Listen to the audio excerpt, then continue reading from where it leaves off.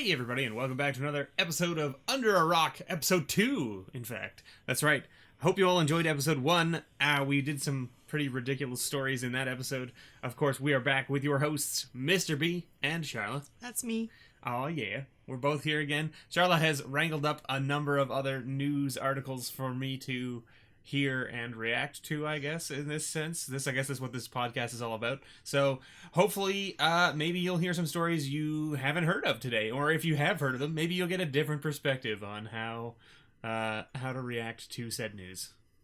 Well, everyone can react their own way to Correct. news. They don't have to react the way that you and I react. That is true. Some people don't even read or watch news at all. Yeah, hello, me. Yeah, I know, but you're still fill me in on the world. Other people are like, I don't give a shit. Well, but that is me. I don't care.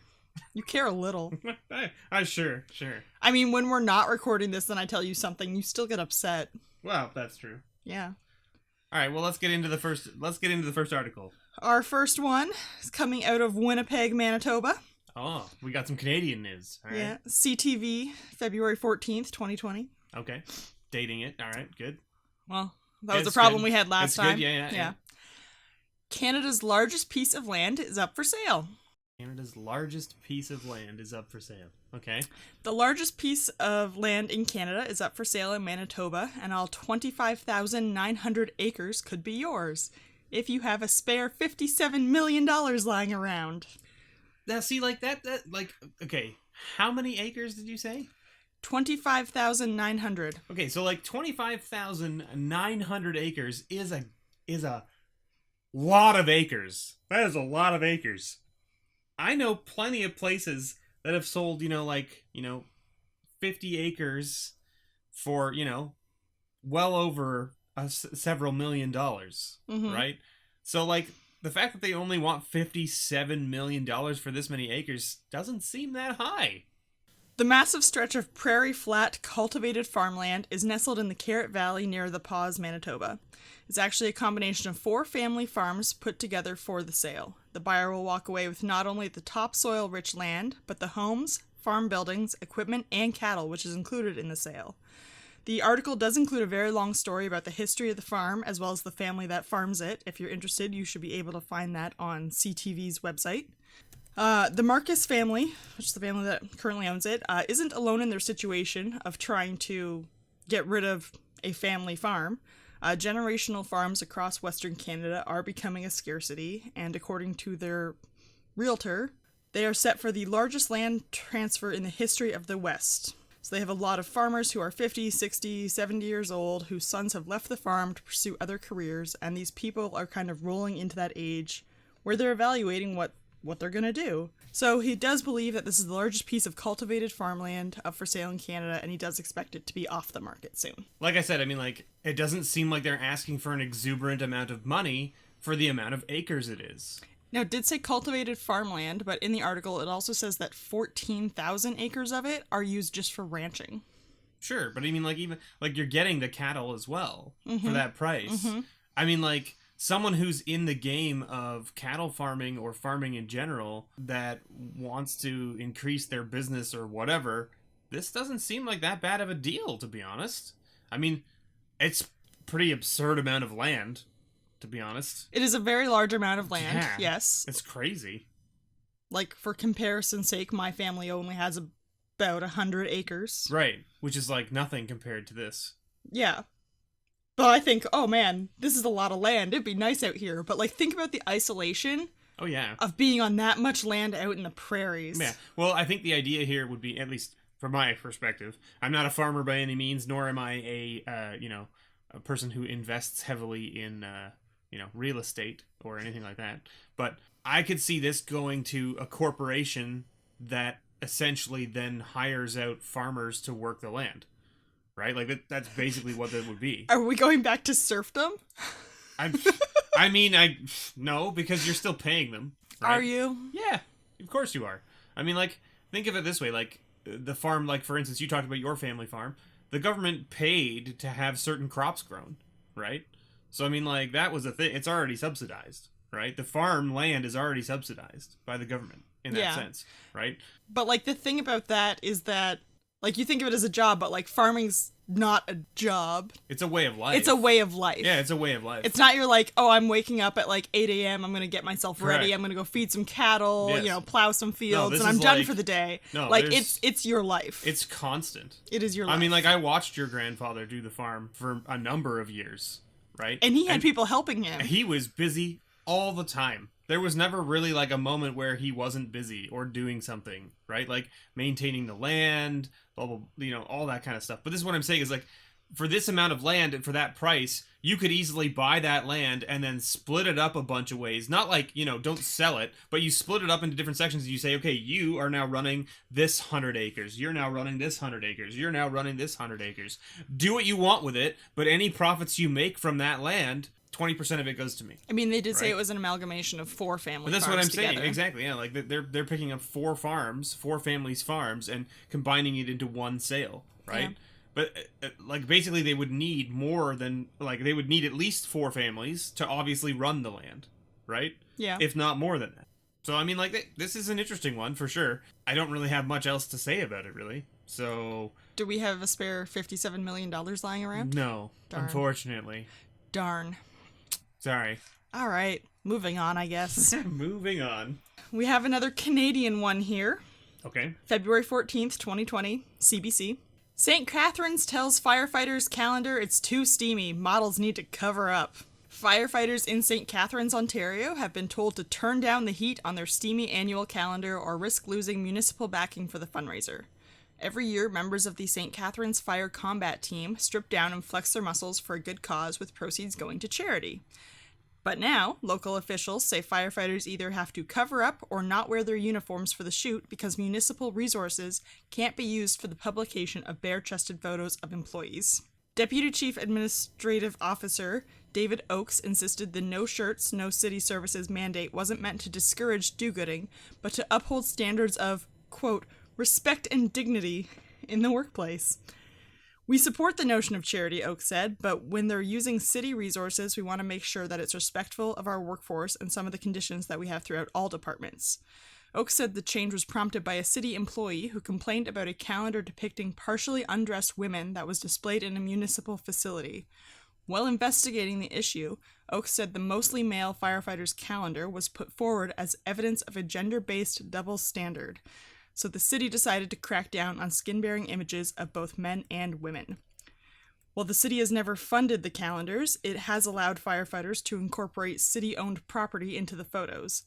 This decision means firefighters are now barred from staging photo shoots in city firehouses and cannot include equipment, logos, and uniforms in the scene if they bear skin. They can still use city settings and gear if they dress more modestly. In recent years, the calendar has featured topless members of the crew's combat team and has included a female firefighter who appeared in a sports bra. The team does most of their charity during their off hours, including competing in firefighting-themed athletic contests, hosting a charity fashion show, and community outreach to promote calendar sales, including signing the calendars and taking photos with the public. Last year, the team raised $18,000 for mental health services in the city.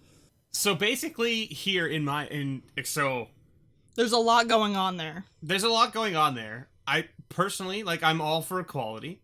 So, if someone was, offended by a partially, if someone was offended by a calendar that depicted partially undressed females and they wanted it removed because it made them feel uncomfortable, fine. Absolutely. Go for it. Yeah, right? with that, I think it's just But then it if was someone, one of those ones you find in a man's shop. Sure, Like sure. little bikinis leaned over cars correct, and stuff, yeah, right? like a pinup Yeah. calendar, fine. But if then someone stepped forward and said, well, it's a double standard to have these men in undress. If we're not allowed to have the women in undress, we shouldn't be able to have the men in undress. Fine. You're right. There's a double standard there. My problem here is that these people need to get the sticks out of their butts. Because holy crap, man, we live in a society now where these firefighters are essentially giving their consent by taking these photos, and they're doing so to raise money for a good cause. Exactly. So the I don't have his name written down, but the man who was representing the firefighters were we're all doing it of our own consent. Yes. We live in a ridiculous world. It's just a fun thing we're doing. It's a morale booster. We're raising money for a Correct. good reason. Correct. So for me, if I was this fire department, right? If I was working for them or whatever, I would say, fine, we will no longer put your logo or your equipment in the calendar. The calendar will be more saucy now. Like it'll be way more undressed. It'll straight up just be like a single fire hose covering the good bits. Yeah, that's what I mean. It's like it'll just be like way more scandalous, but not tied to the fire department in any way other than the fact that it's the people who work there. That's it. And then take the photos around town somewhere else. Because like they said... people would buy those. That's what I'm saying. Is like they said they could take pictures of the town and stuff. They could use city locations. They just can't use their equipment or their logo. Fine. I'm pretty sure you could find a fire hose online for pretty cheap. That's what I mean. Like, just like, whatever, right? Like, and I mean, it's for charity. So, I mean, like, I get where the counselor's coming from, because people have come to him and complained, right? So, like, Oaks is the city manager or whatever, is that what you said? Yes, but that's the weird part about it. They're not complaining about the firefighters. No. Like, so what happened, based on what you said in the article, is that someone complained about some other calendar. Yeah. Right? And then someone said, well, it's a double standard to have both. Because the city employees are doing it too. Yes, you can't have one and not the other. That doesn't make sense, right? This is what came about. And so Oaks had to make the decision, well, how do I make everybody happy? Okay, we just say you can't do it anymore, right? Right? And that makes everyone well, it doesn't make everyone happy. That's the problem. You can't do it anymore or risk losing your municipal funding. Yeah, that's a huge hit. That is a slap in the goddamn face to those firefighters. Correct. They're literally risking their lives every day to make sure that other people are okay. And you're going to go, well, if you keep doing this fun thing for the community, well, fuck you. You're not going to get anything from the city. And like, what? It baffles my mind that in like Southern Ontario, firefighters are not considered an essential service. Yeah. Correct. It's the same with paramedics. Paramedics are not considered an essential service in some regions. Yeah, correct. And it's just baffling that these people who save lives go through so much shit. Yep. They go through so much shit. So this is a good time to note, please make sure you support your services in your area. Support your local services. Wherever you are, please make sure that you support them in any way you can. Food drives, donations, whatever. Right? Let them know that you appreciate what they do for you. Because even if you've never used their service, they're there in case you do need it. Buy your local firefighter calendars. Yeah, for sure. All right, let's move on. Okay. We have another Canadian one. Oh, we're just chock full of Canadian. Rolling through Canada. All right. Trying to hit all the provinces today. Oh, okay. All right, so we're just trying to... Okay, fair. February 13th, 2020, CTV, Vancouver, BC. Student driver runs stop sign, fails roadside sobriety test during lesson. A student and his instructor had a rather unexpected end to a driving lesson after the driver ran through a stop sign before failing a roadside sobriety test. Mounties in can't even get. She can't even get through the article. Okay, send her, breathe. Good? All right. Mounties in Coquitlam, BC said they pulled over a driver's ed vehicle on the afternoon of February 2nd after the car went through a stop sign. The 44-year-old male driver also failed a roadside sobriety test issued by a traffic enforcement officer. Not only did the student have his learner's license suspended for 90 days, he also received a ticket for failing to stop at the stop sign. RCMP said he had a Class 5 learner's license, the kind that's given to those who hold a driver's license in another country. The instructor also faced consequences and had his car impounded for 90 days. The instructors, students, and the people who pay for lessons should all be doing due diligence, said the officer. It's not often we tow a car with 2 steering wheels, but impaired is impaired. Everyone must be safe on the road. The incident has driving experts questioning the legitimacy of the school, but the RCMP would not reveal the name of the driving school. That is absolutely ridiculous. First of all, like as soon as you said it, I was like, oh god, this is like some college student or like someone at school who's like maybe they've just hit the drinking age and they've gone out for a driving test, but they were partying a little bit too hard before. That's what I thought when I saw the headline, and then I read it and I was like, 44? I was 44. You know better. Why? Maybe they don't. right? Because like, You did say they're from another country. Yeah, exactly. So Class 5 learner's permit says that they've got a license somewhere in another country. Maybe over there they don't care about drunk driving. I didn't get what country. I didn't get a name to guess we a have country. no idea, I yeah. have nothing. Yeah. It's just 44-year-old currently living in BC. But like, as that driver instructor, how do you not notice that your student is impaired? Well, I think it's entirely possible that they did notice and just didn't care. But that's worse. They probably thought, hey, I've got a steering wheel, I've got a brake, it doesn't freaking matter. But, like... It does. It does, because you ran a goddamn stop sign. Yeah. Like... Yeah, but so then here's the other question.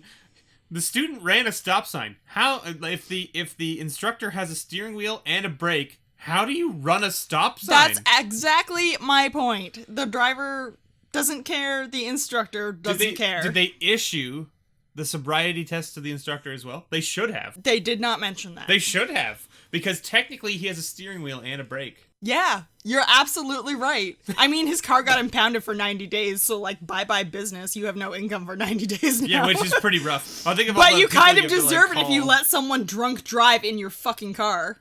Yeah, correct. Like, correct. Screw both of them. Yeah, exactly. They're putting our lives at risk. Well, not ours because we're not in BC, but like other people's lives at risk. They're putting people's lives at risk, which is not ideal. Yeah, for sure. That is a ridiculous story. 44. I just like how the RCMP officer too is just so casual about it. Like, yeah, we gave him a ticket for running the stop sign and suspended his license because he didn't pass the sobriety test. Right? Couldn't impound his car, so we impounded the instructor's car. Yeah, I like how instead. he finds the bit of fun in it. Like, it's not often we tow a car with 2 steering wheels. Yep. Like, whatever. yeah, fair. We're gonna hit up Ontario now. February 3rd, 2020, CBC, Toronto, technically. Okay, another Canadian one. Yep, all right. Man claiming to have coronavirus forces plane to return to Toronto. Wow. Okay, I'm ready to hear the rest of this article, because I'm sure it's not going to end well for this person. Just 2 hours into a WestJet flight from Toronto to Montego Bay, Jamaica, passengers had their trips unexpectedly cut short after a passenger claimed he had the coronavirus. At some point during flight WS2702, the man stood up, announced he was recently in Wuhan, China, and had contracted the disease, according to Peel Regional Police. The announcement was shared by the flight crew to the captain, and a decision was made for the plane to return back to Pearson International Airport. The flight attendants came, gave him a mask and gloves, and just told him that he had to move to the back of the plane. WestJet said in a statement the crew followed all protocols for infectious disease on board, including sequestering the man.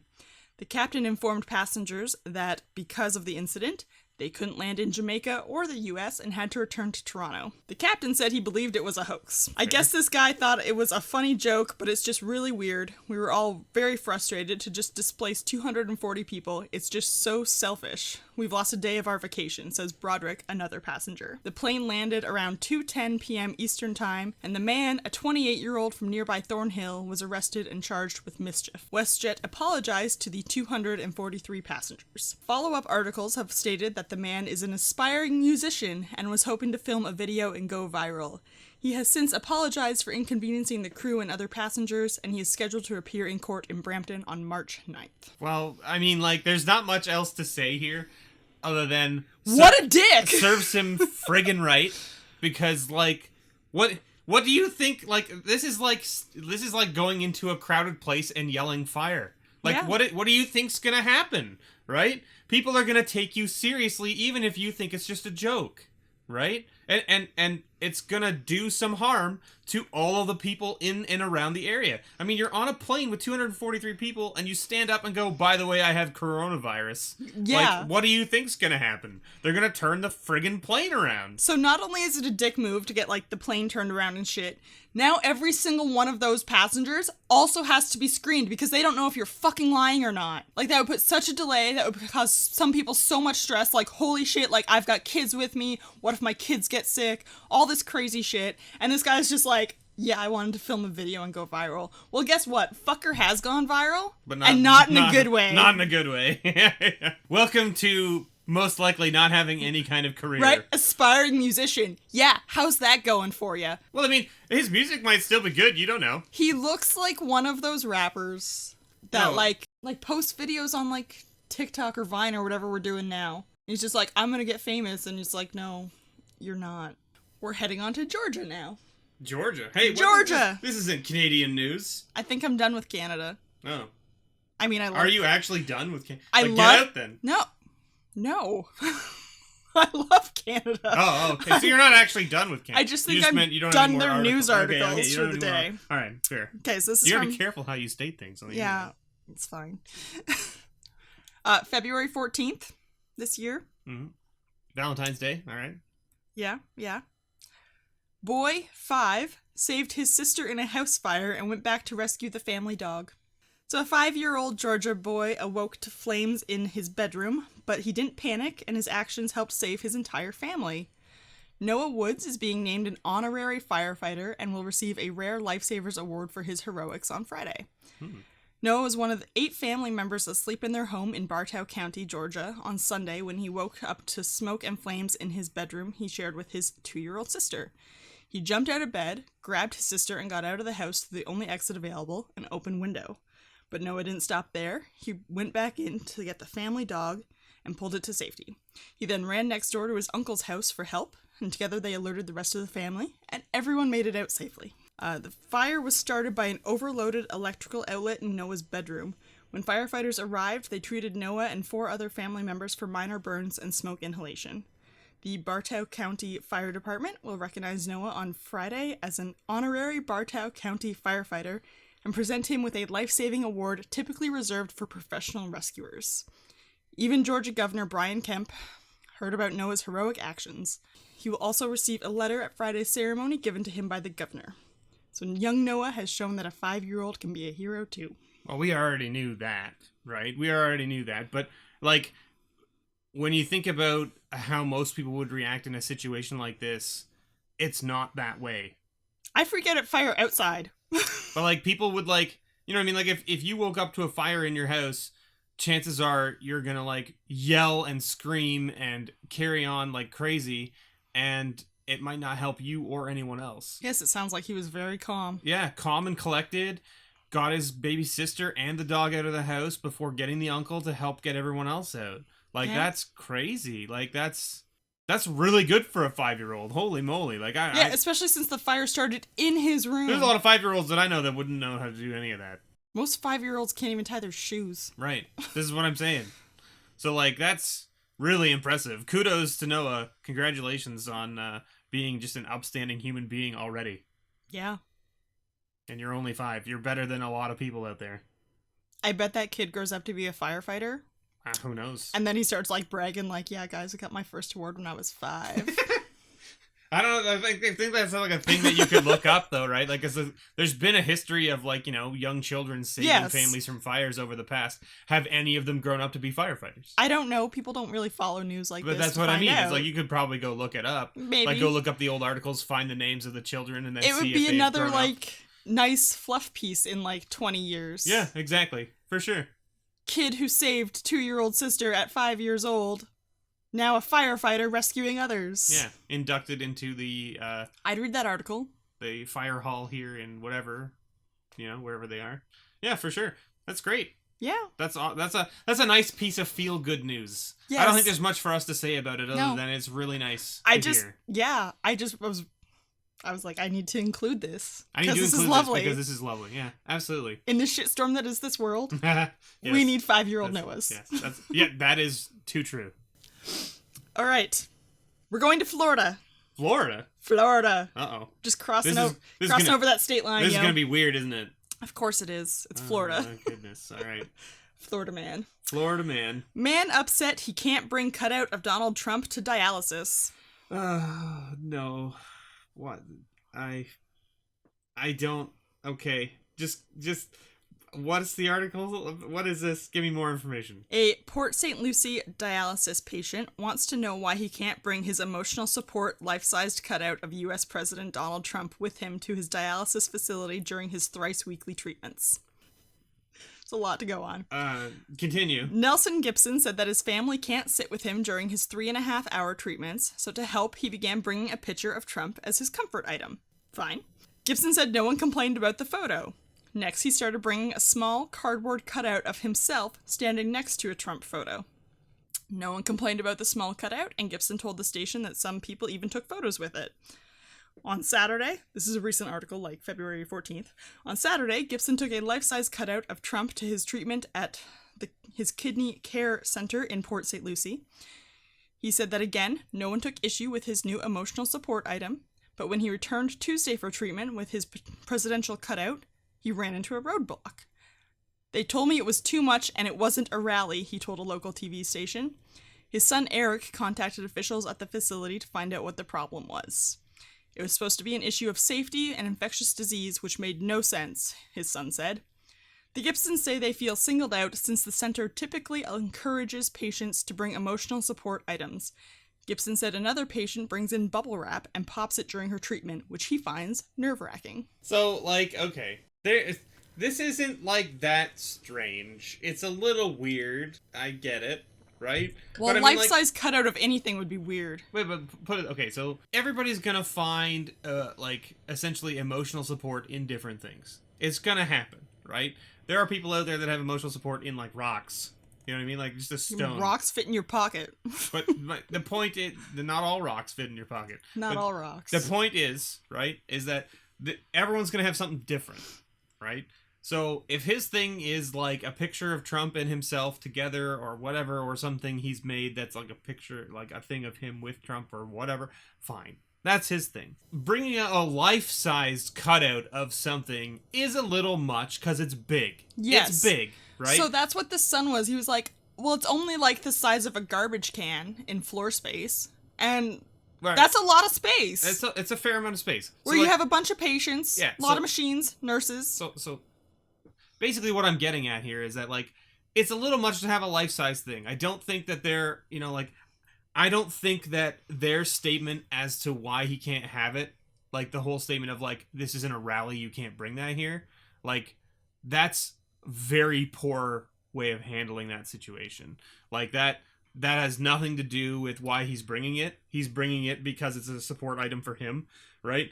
So, wrong reason to tell him why he can't have it there. So, right? That's him saying what they said. Yeah, sure. So it's his side of the story. Yeah. Maybe we don't know what their other side is. But, my point is, you can't tell someone, you can't have that here because it's too political or it's not, blah, blah, blah. It's their support item. Let them have it, right? Mm-hmm. That being said, when you're bringing something in as a support item, be mindful of how big it is. Yes. And be mindful of how much space it's going to take up, and be mindful of how it might make other people that are in and around you react, right? And this is like he says, the one patient brings in bubble wrap and pops it, and he finds it nerve-wracking. Absolutely. So maybe you need to have a conversation with the doctors about that as well then, right? If you find it nerve-wracking, then mention it and be like, hey, when she's popping or when this other patient is popping the bubble wrap, can you close their door, right? Or something like that so that it doesn't echo throughout the whole hall and everything, right? The center did release their own statement of why it wasn't allowed. Okay. It is not what he really said. Yeah, of course. But they were like, it's a little large, it takes up space, it's a safety issue for other other patients and nurses and doctors and whoever's there. Yep. Because it does take up space, it's not stable, and again, it doesn't fit on the little table that's sitting next to you for your personal items. Correct. So, so again, we don't know either, we don't know, you and I don't know, and I mean, maybe you saw some pictures or something, but I don't know how they handle this type of stuff in Florida, right? In Florida. But what I mean is in the hospital where he is, or in the care center where he is, right?